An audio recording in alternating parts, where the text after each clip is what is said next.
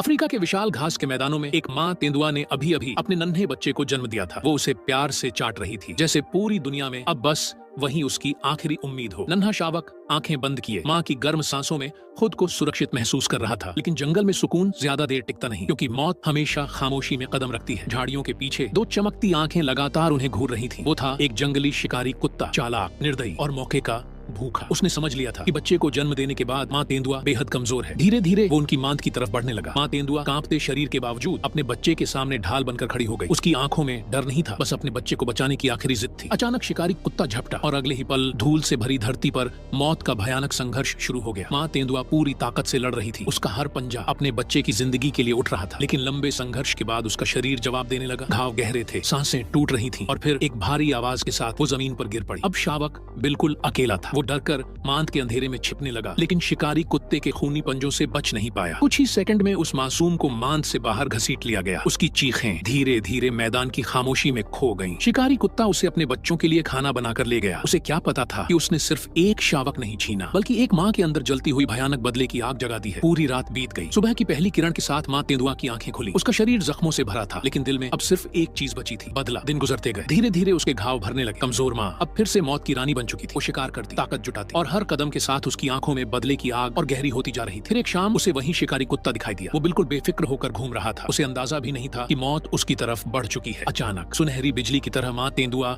अंधेरे से निकली। इस बार कोई चेतावनी नहीं थी, कोई दया नहीं थी। उसने सीधा शिकारी कुत्ते की गर्दन दबोच ली। कुछ ही पलों में वो जमीन पर तड़पता रह गया। लेकिन माँ तेंदुआ यहीं नहीं रुकी। वो सीधे उसकी मांद में घुस गई। उस रात जिस परिवार ने उसके बच्चे को छीना था, उसका पूरा अंत हो गया। जब सब खत्म हो गया, माँ तेंदुआ चुपचाप बाहर निकली। सूरज ढल रहा था, हवा शांत थी। उसने बदला तो ले लिया था, लेकिन अपना बच्चा वो कभी वापस नहीं पा सकती थी।